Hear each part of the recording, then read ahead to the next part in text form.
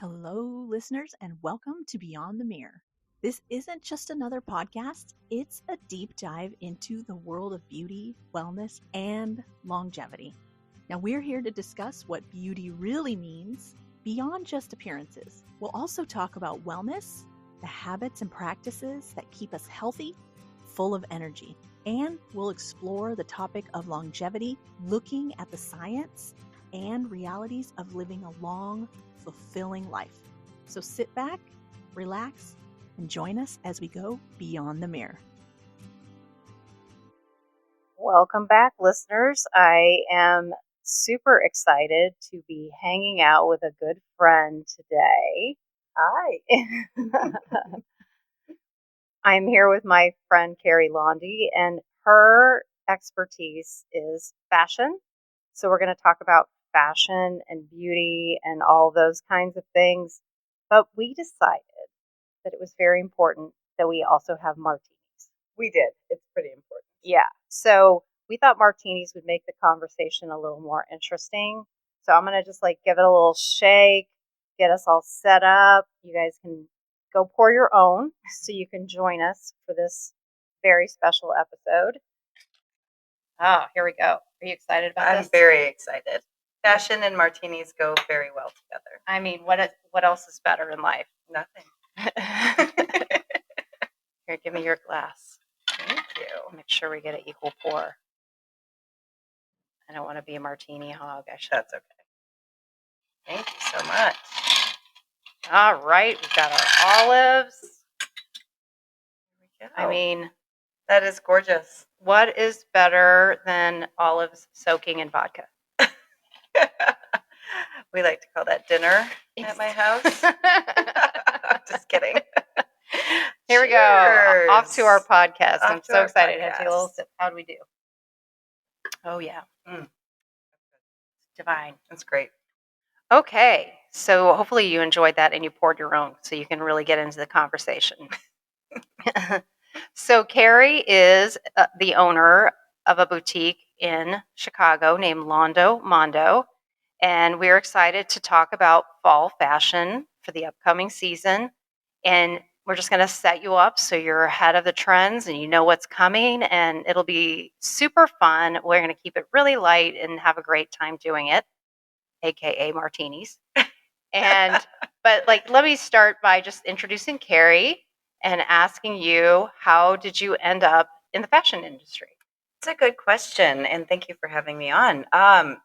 I actually ended up dating the owner of the boutique, and slowly but surely, he moved me to Chicago, where it's located, and then asked me to work for him. Then when I married him, I kind of married into the company. So I've been there for 20 years in management and ownership and in buying. Did you have a little bit of a thing for clothes before, or did you get into it and then become more into fashion? I definitely have always had a thing for clothes. Okay. Yeah. Since I was really young, I actually moved to Chicago from New York, and fashion is a huge thing in New York. So it was a very good fit for me. Much better than marrying a taxidermist or and then you would have been loud. Seriously bored. We need another drink. Okay, let's have one more clink. Whoop. Don't spill a I know. drop. This is precious. So you basically fell into something that you already loved. I fell into something I loved. I got to learn the business end of it, which is really interesting. Mm-hmm. Because you can like clothes, you can go shopping, but being on the business end of it definitely changes things. It changes the dynamic of your relationship with fashion, and it also improves it. You kind of have a deeper respect for the process. Right. Yeah, it is. Business ownership, I always say, is not for the weak of heart. It's really not. It's challenging and stressful, and it's like riding a roller coaster every day. And you never know we're going to get on or off that coaster on any time frame in life. Yes, it's like you're in my brain. But we do talk about this a lot. We do talk about it a lot. I do believe that's how we bonded. Yeah. There's highs and lows. I think it's worth it, especially if you have that entrepreneurial spirit. Well, And here we go again. Oh my gosh, Carrie needs another sip. Let's have another sip. Okay. Yeah, if you have that kind of zest to want to be the boss and you want to do what's best for you and your family and your company and your employees, it is really fun and it's a challenge and it is a roller coaster, but it's worth it. Yeah, for sure, 100%. Yeah. Like I always think anytime I'm like super frustrated, I'm like, what else would I do? Yeah. Like seriously. I know, I agree. I'll be at the point where I'm like, okay, we should just, throw it in. My husband's a little older. let's just call it a day. Time to retire. Time to retire. And then I'll go to a buying show and it's like a shot in the arm. Yeah. You remember why you're doing it. You remember how fun it is. You remember you love clothes. You love making people feel good, which I'm sure you feel the same way in your industry. Absolutely. Yeah. Like that's the gift. Like I'm like fixing their skin, and which leads to a feeling of confidence. And you are dressing them, which leads to a feeling of confidence. It does. And we sell swimwear year round. Oh my goodness. In Chicago, because it's so cold, people want to go on vacation year round. So our swimwear business is amazing. And that was really eye-opening to me to realize that the insecurity most women feel about themselves, about their bodies, about their whole image. It's sad and it's prevalent. So for me, it became a challenge and not to lie. I didn't want to go, oh, that looks great on you. You should get it. I really made it a personal challenge for me to find the best fit for people and really make them feel truly self-confident about themselves. So that's a big deal. I say the same thing like in the treatment room here. We see a lot of naked people because there's a lot of parts that we're working on, be it laser hair removal or whatever. And one thing after 23 years, I realized that even the most perfect to someone else, beautiful woman has some spot that she hates on herself. Oh, yeah. Like, it doesn't matter how perfect you think she looks. She might carry some insecurity. Maybe it's something from her past. Maybe it's real. Maybe it's a hidden, who knows? And so it did help me realize accepting my flaws was a good thing. Yeah. And it was acceptable and that no one is perfect. And everybody has a different shape, size, background, and like you said, sometimes it's a perceived flaw. It's really not 100%. Even 100%. Flaw. In the office yesterday, we had someone in, a good friend of mine was hanging out with us complaining about her belly. And, most of us were like, you look amazing. What are you talking about? You're just being so hard on yourself, and she's like, I need this fixed, I know everybody has their thing. Yeah. And it's fine. And there's no reason not to fix it if it's bothering you, by the way. If it's going to make you feel better, then. Well, and in your industry, you can fix it. In my industry, I can work around it. And instead of highlighting the thing that they hate, highlight the thing that is their best asset. Sure. And that's kind of what we do in the clothing industry. I can't laser something away, but I can say, oh, look, you have gorgeous shoulders. Let's really highlight those. Right. Thus diverting the eye from whatever else it is that they don't like. Yeah, the other day I wore an outfit and it was in pictures and then I hated how I looked in the picture and I showed it to you and I said, what can I do with this to feel better in this combination? And you were just like, oh, tie this to the front. Tie it in the front on instead the top of of your hip, not on the side. Yeah. And I was like, oh, that's such a simple thing, It's I nice. know. Dressing, I think a lot of people are very intimidated by getting dressed up or going outside of their comfort zone.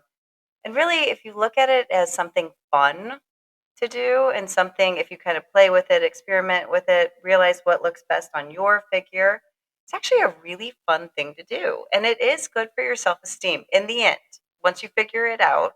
It's tough though. So I came from a body that was, I fought my weight. I wasn't shaped in the 80s when I was growing up. Girls were much more slender. Girls didn't have these little cute big butts or beautiful butts that we have now. And I did, and I always felt overweight and unattractive. And I never fit in the clothes in the store just right because my body shape wasn't the shape of the clothing of the time. And I was innately insecure. It's amazing how those things can carry into your future, and how for me, the secret was having something that properly fit my body, which at the time was just not really available. Mhm. But times have changed so much. Mhm. That's so true.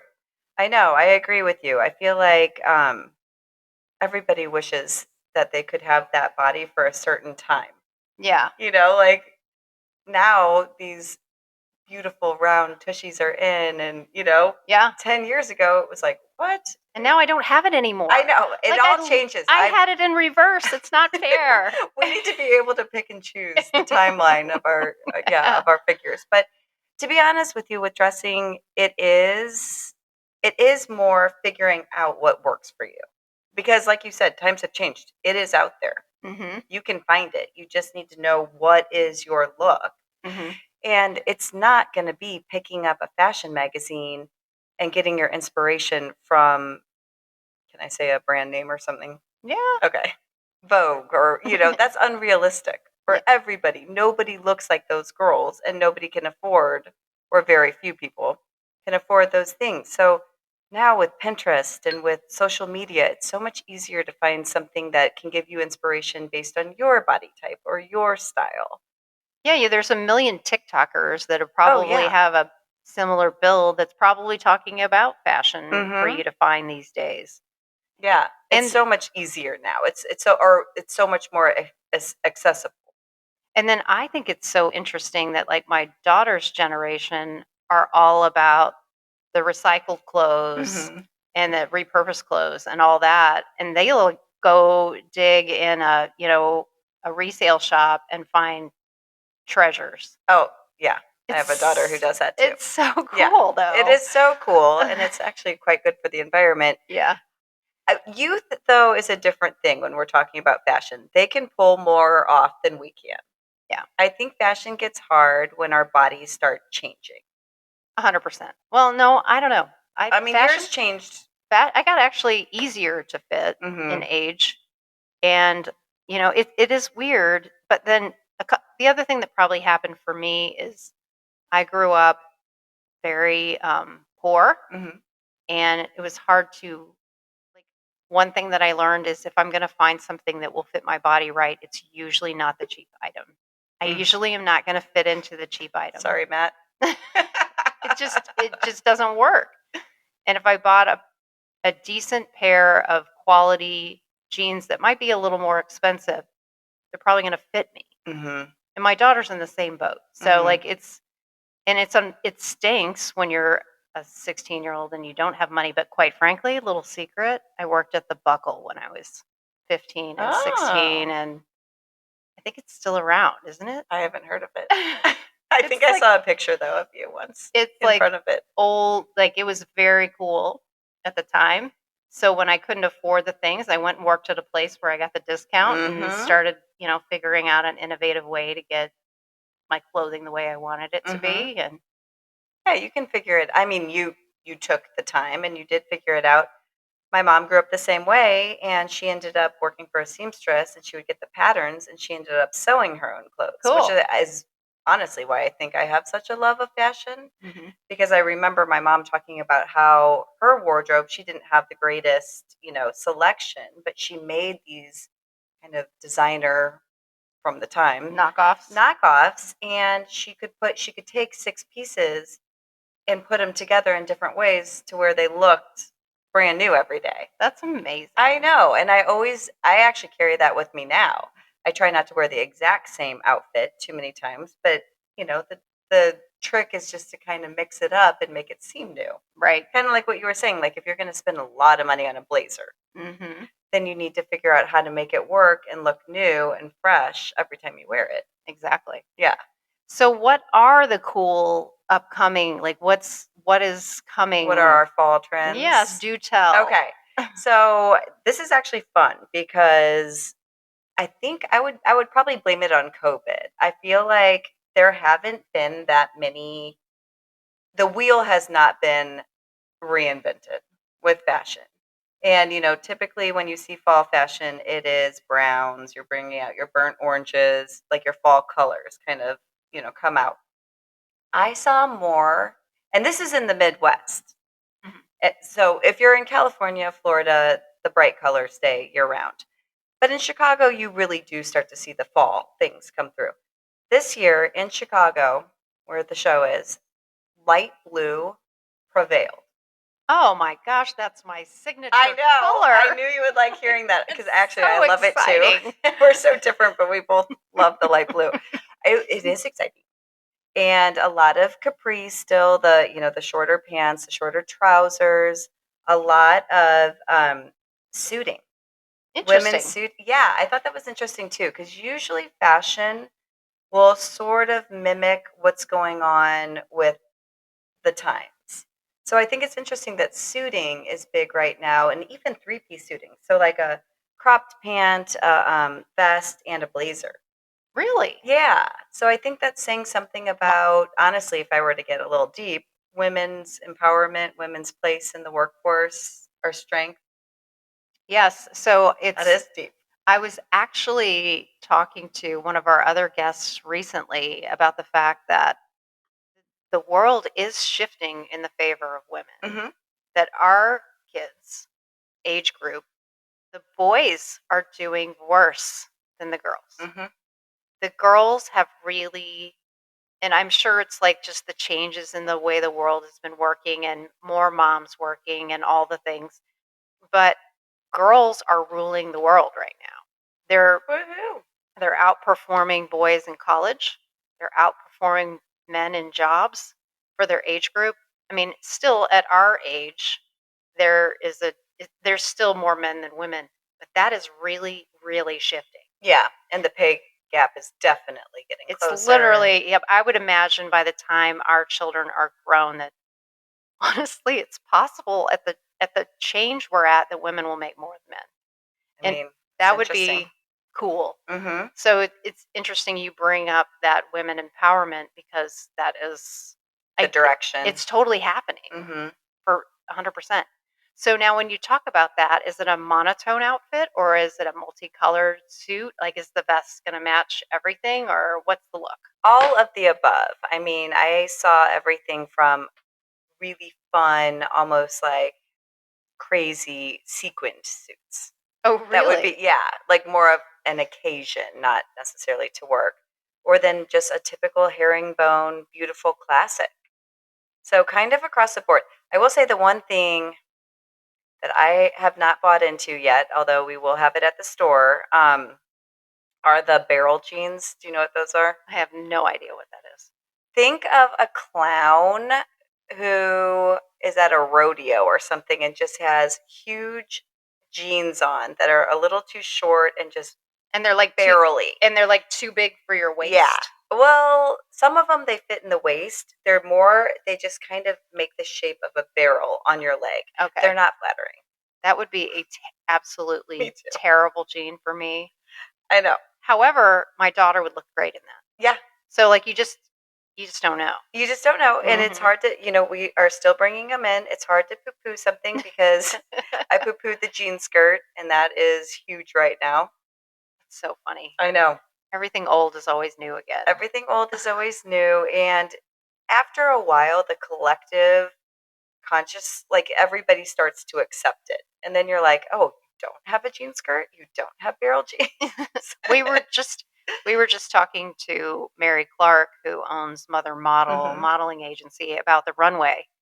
And one of the things we discussed was basically that runway look, while a little wild, in some watered down form is what makes it to fashion. Yeah. And then it eventually makes it to places like Target. Like it literally goes all the way. It's just, it of course is not as wild and extravagant, but the basics of what's happening there makes its way into everything. The fashion industry is a copycat industry.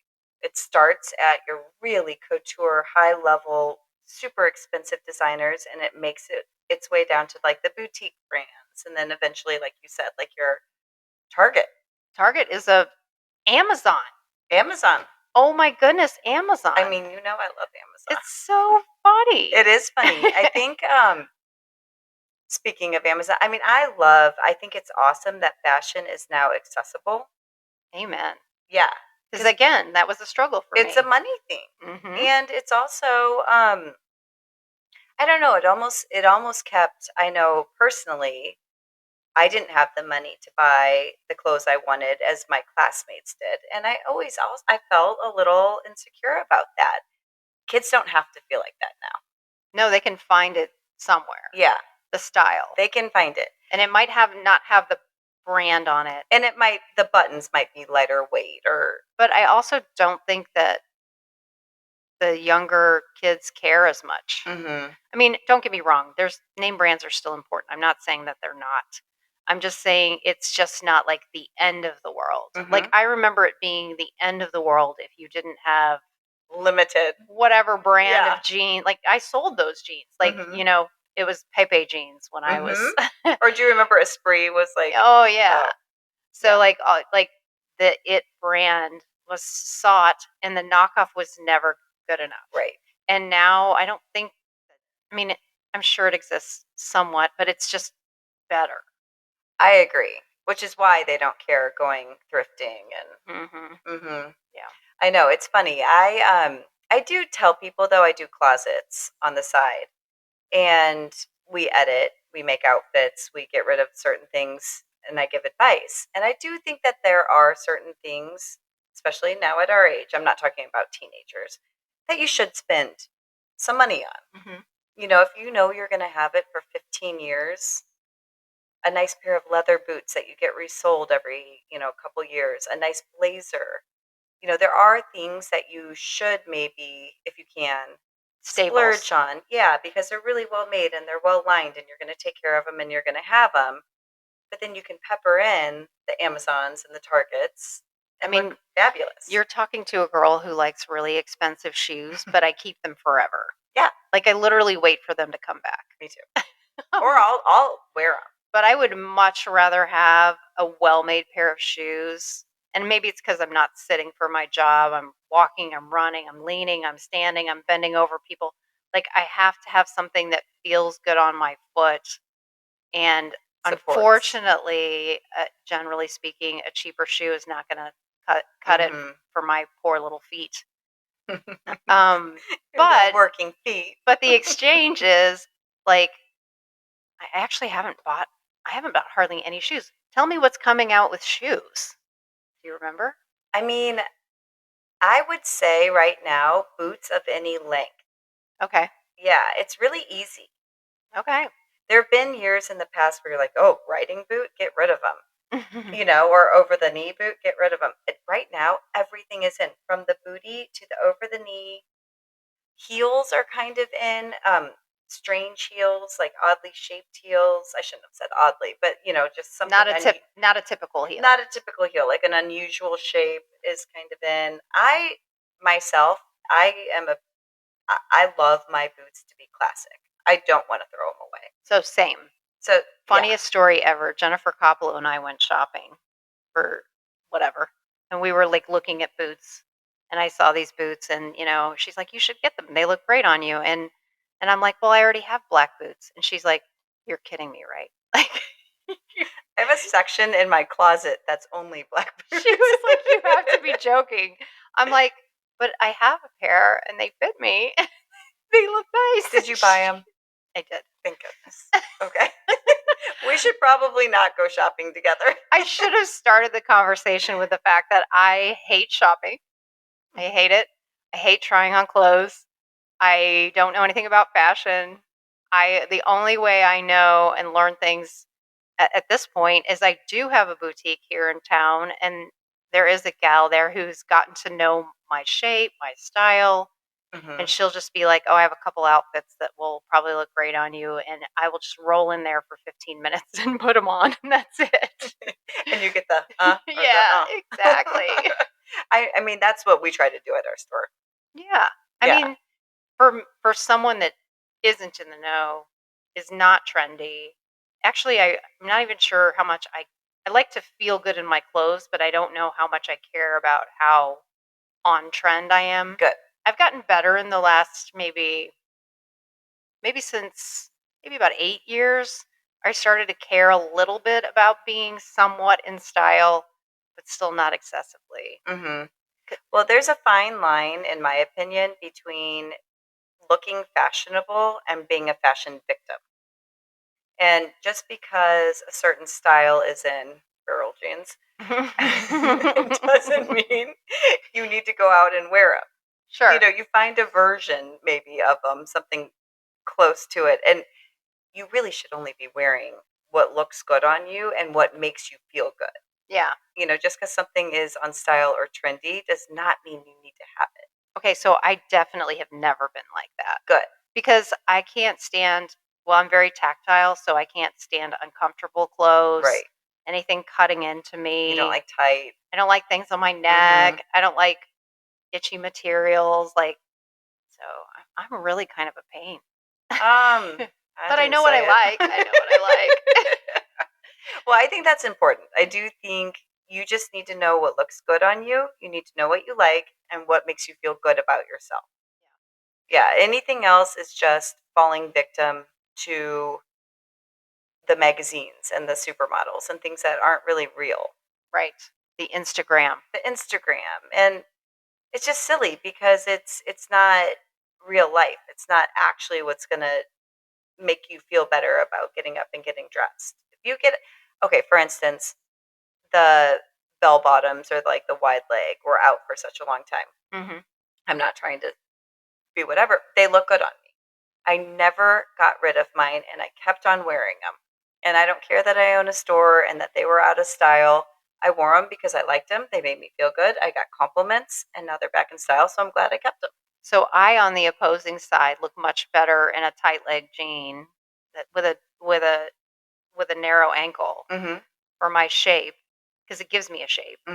And so I like kind of, but I do give into the wide leg pant and stuff, and then I always hate how I look at it. Then don't do it. You know? Yeah. I like definitely, but then sometimes I put it on, I'm like, okay, no, I think this one's working, or this one's okay. Like, you just have to find the right one. You have to find the right one, and it depends on the shoe you're going to wear. So then for you, it depends on the occasion, because you're not going to wear a really tall shoe to work. Ever. And those pants are better with a tall. Yeah. Or I'm never going to wear a tall shoe, like, ever. Not even to dinner. Probably not anymore. I don't know. I tried to wear like really cute shoes to this event that we went to. It was a fundraiser, and I was so regretting my decision. I was like, and they had the tiniest heel ever, and they were nothing. And I was like, what am I doing? I do not have that problem. I know you do. You always have great shoes. I like a little heel. Okay, so let's go back to fall fashion again. Okay. So you said blue. What other colors are going to be in? Well, then aside from blue, a lot of neutrals. So a lot of the winter whites. I guess I did see a lot of brown. Sweaters are huge. Sweaters, so like tan or chocolate, or both? Tan. Okay. A lot of beiges. Yeah, a lot of kind of the really pretty easy neutrals. Nothing crazy. Neon always tries to make a comeback. So you always see neon on the, it never really picks up in the Midwest. Even in the summer? I mean, do you see it a lot? I don't know. I bought a bunch of neon last year. Well, then you're on trend. Should I get those dresses out? Yes, you should get them bright out. pink Because and they still are showing bright them. green, and yeah. I mean, I think I like it. I think it takes a lot of self-confidence to wear a bright color. So to me, when I see somebody doing that, I'm like, good for them. It calls attention to you. Well, and in a good way, in my opinion. Mm-hmm. I just listened to an interview with a higher up at NBC. I don't know if she's like I think she's a high up producer. She just wrote a book. And she said one of the most important things in the workplace as a woman is your presentation. And she made it very clear that that did not mean your beauty. Mm-hmm. It meant how you present yourself to the world. And a lot of it is, the clothes that you wear. Do you want to stand out? Do you want to just kind of hide it away? Do you want to look, pressed and ironed, or do you want to look a little bit like, that poor girl could use a steam? And I do. That resonated with me because I thought, well, it does matter how you put yourself forward, and it's not about your looks. It's about the effort you put into the way you put do it your together, best. right? Yeah. So my son and I are in a organization that volunteers all over St. Louis, but they also teach the boys other things like leadership. And they had a class. They had at Nordstrom a dressing class I love that. for the boys because of all. I mean, I don't know. Boys are getting a little better with fashion than they Mhm. used to be, but it was good because it was like this is appropriate for this. Mhm. And this is appropriate for that. And there's distinctly different looks for whatever, they talked about Rush and all that kind Mhm. of, fraternity Rush and all these college things because that was kind of the focus. Interviews, and how to put yourself together. And I think, yes, that was a great thing to do for these boys. And And it's they a lost art. Like most kids don't know it. They don't know that it makes a difference to have an ironed shirt on versus, something crumpled up from the laundry. I've Are you always looking at my shirt? no, I you don't look think it's ironed. no, you look amazing.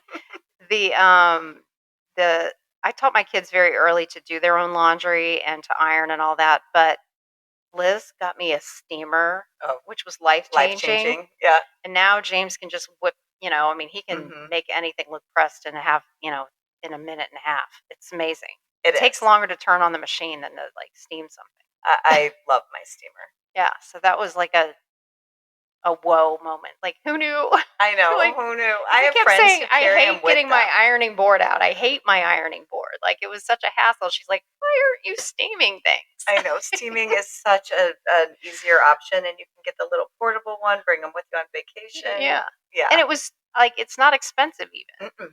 It's probably cheaper than an iron and an ironing board for a kid going to college. Well, and you're not going to ruin your clothes like you could with an iron. True. Yeah, or burn down your dorm room. No. Yeah, they frown upon that. Yeah, they don't like that. But yeah, fun things for fall. A lot of embellishments without being cheesy. Another thing going on, just to kind of circle back about branding, it used to be, let's say it started 15, 17 years ago.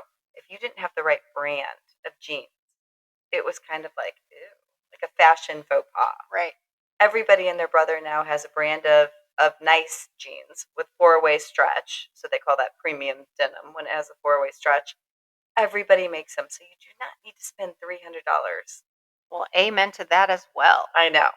Because that has been like Grace's and my issue, like trying to, because we both have a smaller waist and more of a tush. I still don't have the round tush of my past, but enough that I like, you don't want to be stuffed in them like a sausage, That's miserable. Although you always tell me I buy too big. You do.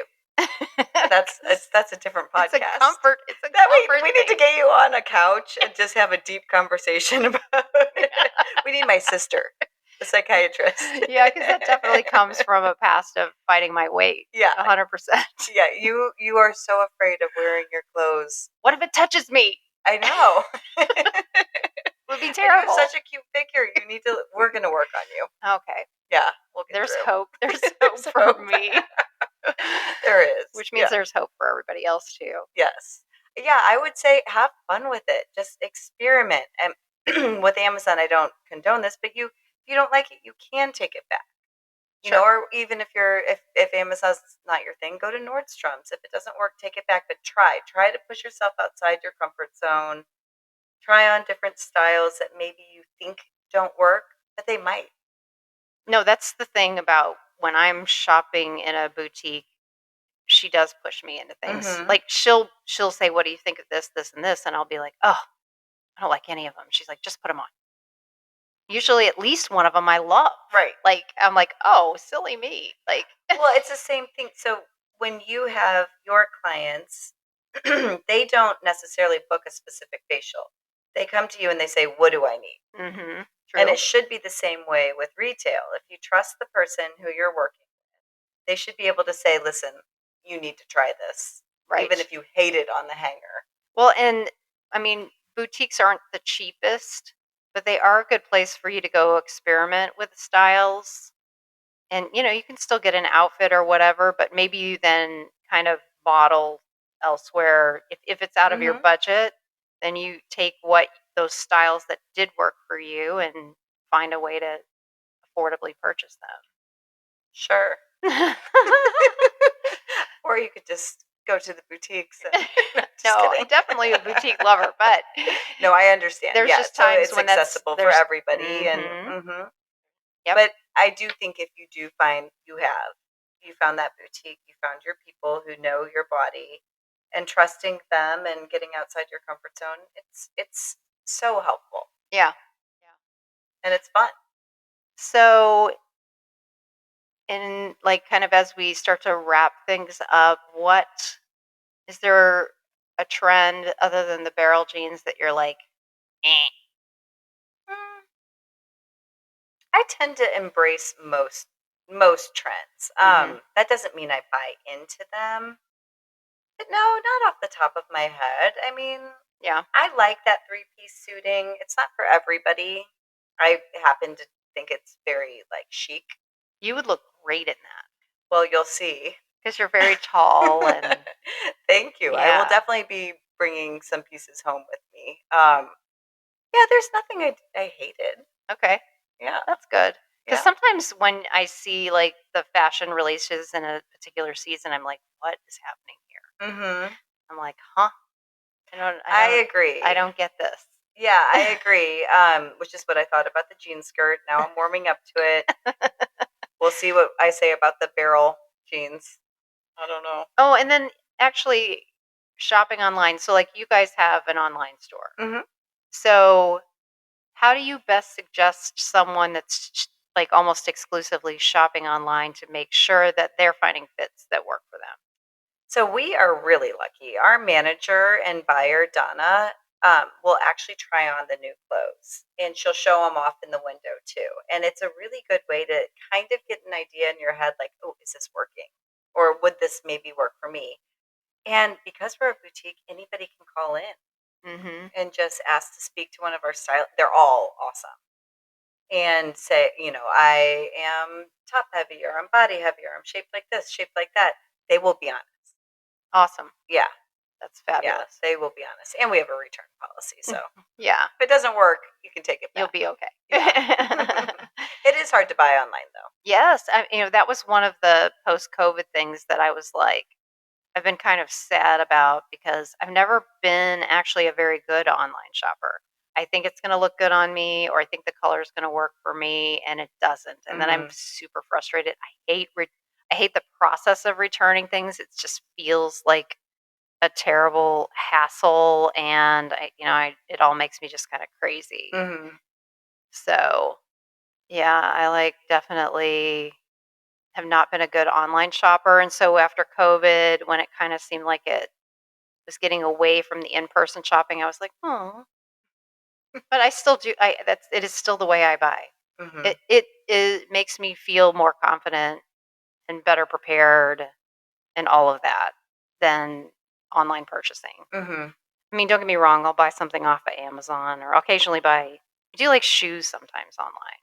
That seems to be acceptable for me. I feel like if you know the brand you love, then you're pretty safe with sizing. Sure. Because they run pretty consistently. If you veer outside of a brand that you know, then who knows what you are. So how do people find Londo Mondo?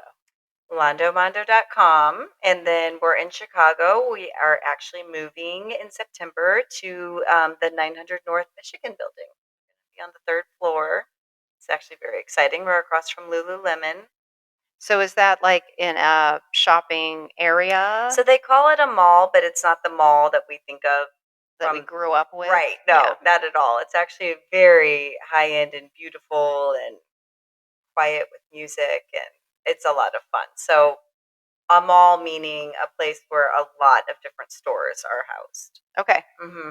Yeah, like they have a lot of outdoor versions of that now that seem a little less mall feel, and they seem to be doing well. I think that's the way things are going. If you're not gonna, right now we're in our own kind of building, and people love that. They love the boutique feel, but it's also fun it's so much more convenient, especially in the bad weather. just to be able to take a stroll around and, kill like 20 birds with one stone. Sure. Absolutely. All right. Well, wait, let's have one more. We didn't even eat our We olives. barely conquered our know. martini. We'll drink them off air. Trust me, they will not go to waste. They're delicious. You did a good job. Yeah, we both had different vermouth preferences, so we had to like balance it out. It's okay. But all that said, thank you for coming on. Thank you. Thank you for your wisdom Anytime. and your positive like energy for people that are looking into fashion, which can be overwhelming to people. And thanks for giving us the inside scoop. Anytime. Again, thank you, audience, for joining us. I hope that you will like and review, and please share our podcast with your friends. This is how we grow, and it's really important to us, and we really appreciate it. And we hope you tune into our next show. We want to make a quick but important disclosure. The information and advice shared in this podcast are intended to provide general knowledge and understanding about wellness and health-related subjects. They are not intended to replace professional medical advice, diagnosis, or treatment. Always seek the advice of your physician or qualified health provider with any questions that you may have regarding a medical condition or treatment, and before undertaking a new health regimen. Remember, your health is your responsibility, and it's always best to consult with a healthcare professional.